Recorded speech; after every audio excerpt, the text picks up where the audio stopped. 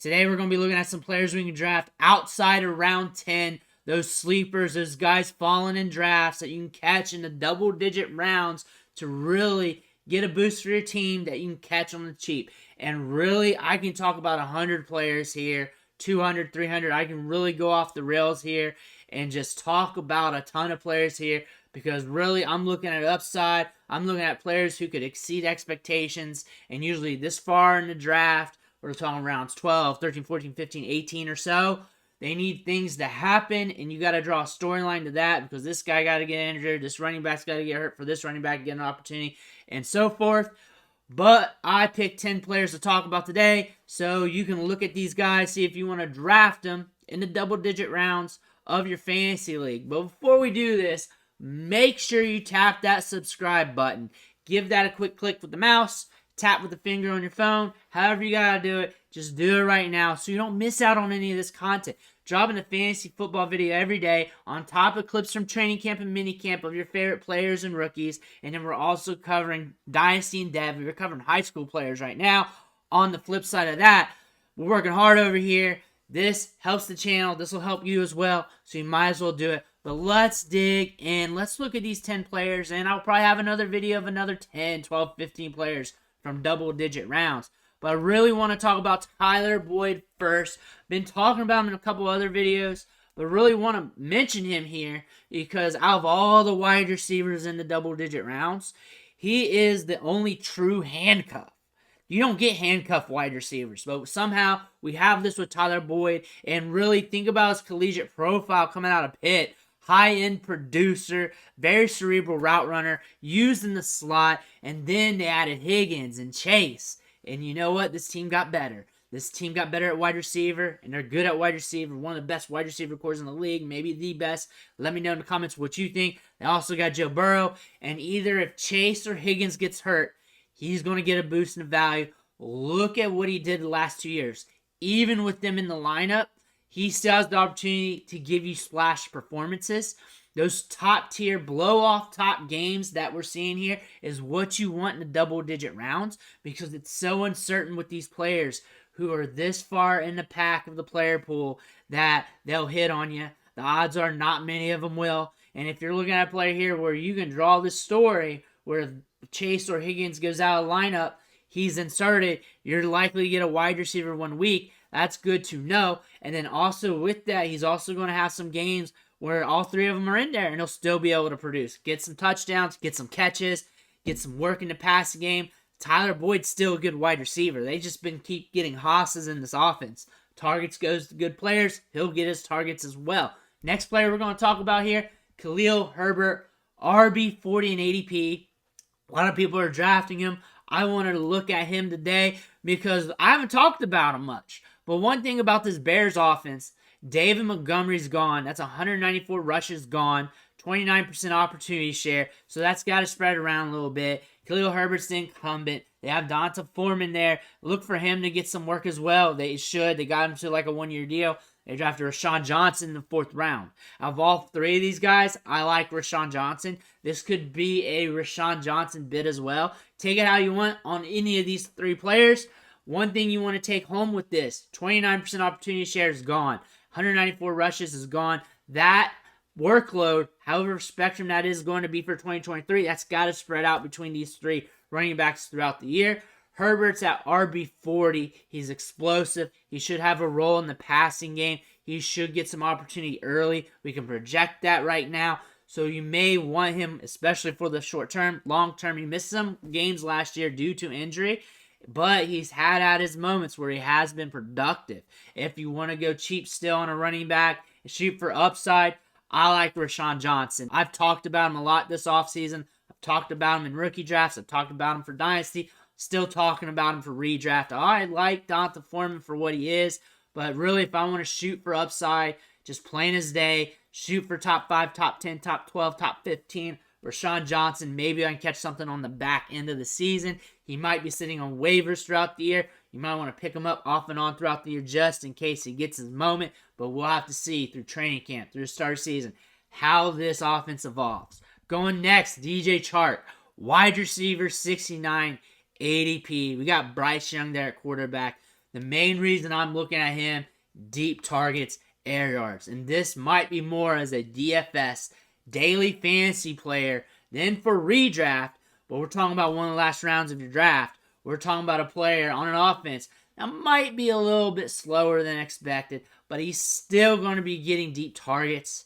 If they're in a plus matchup where they got to throw the ball, he might reel in a couple of those and get you some plus performances. Can be productive. He had 6 games with over 70 air yards.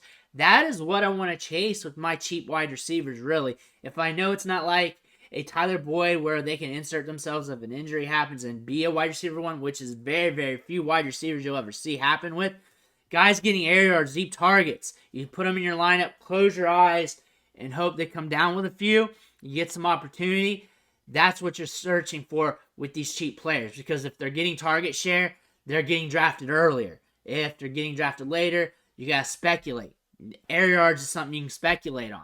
Next player, Kirk Cousins, QB 13 and ADP. This is underdog ADP, by the way. Considering drafts are going heavy, you're getting hundreds a day, thousands a day on underdog. So the draft ADP there should be kind of sticky. As we get deeper into draft season, we'll start looking at other ADPs.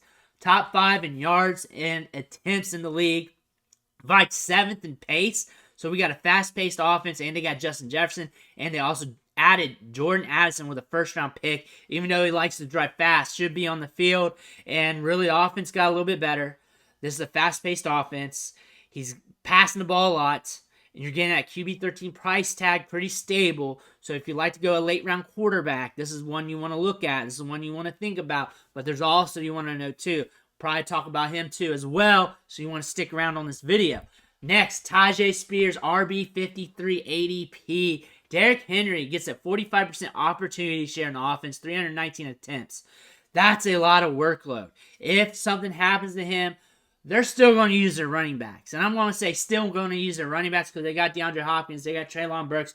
They have weapons in the passing game. They can go a little bit more YOLO in the passing game if something happens to Derrick Henry. However, they spent a third-round pick on Tajai Spears. Go watch the tape from Tulane and let me know if you don't like him, because I want to hear about that. Watch his tape, especially from the practices in the Senior Bowl. I have that on the channel. Just look for it. That's from months back if you want to see that. He looked good there. This guy can catch passes out of the backfield. He's explosive, has good vision, fun to watch. Even if the opportunity share drops dramatically, a 25% share of opportunity could be enough for him to be fantasy relevant, especially give you an ROI over RB53 if he gets his moment in the season. Going to Daniel Jones here, QB 14 in ADP, and he is very efficient, 7th in points per drop back, 14th in pass attempts. I look for that to increase if this passing offense is healthy. Lately, wide receivers have been dropping like flies with injuries. That's something important to note. If they stay healthy, if they develop, we could see more in the passing game, but he's also running the ball. Gives you a good floor in fantasy. Cheap get at QB 14 can give you top 5 upside. Now, Rondell Moore, wide receiver 60. Hopkins is gone, and when he's healthy, which seems rare, can be productive. I'm talking double-digit fantasy point performances, getting volume up to 10 targets in a game. He gets those short targets, and he has the athleticism to get you yards after the catch, which is something you want to see. And Jaden Reed, wide receiver 73 and ADP, 739 vacated targets. I expect the targets to drop a little bit because you're going from Aaron Rodgers to Love. You're going to slow things down, obviously, with the transition, but he's a damn good wide receiver. Broke out with 2 different collegiate programs, was productive with both teams, age 18 breakout, and was productive throughout his career. Packers noticed this. They slammed a second-round pick on him. Reports are coming good from minicamp.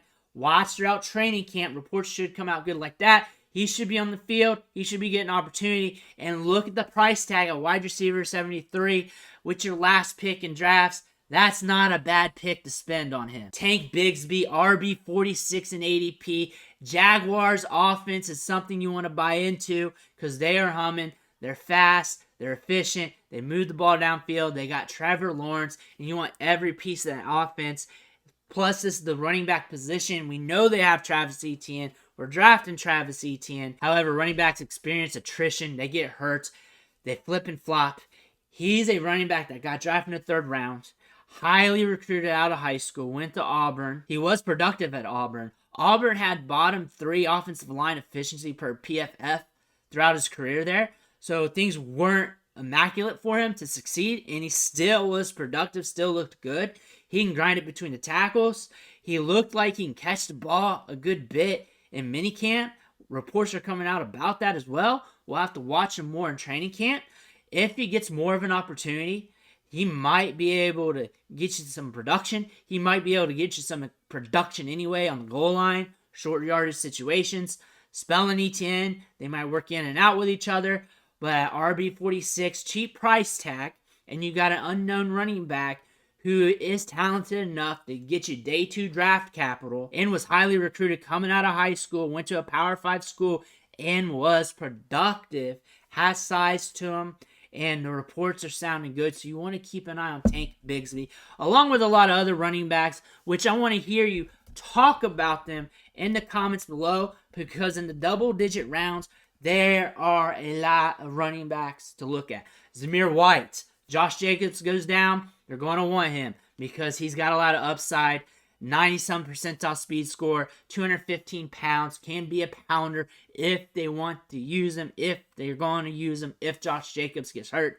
Also, what about Saquon Barkley? What if he sits out? We got Eric Gray, rookie, late round pick. They might use him. He might get some opportunity. There's other running backs there, but he's more of the unknown. A lot of people liked him coming out of Tennessee. A lot of people liked him coming out of Oklahoma.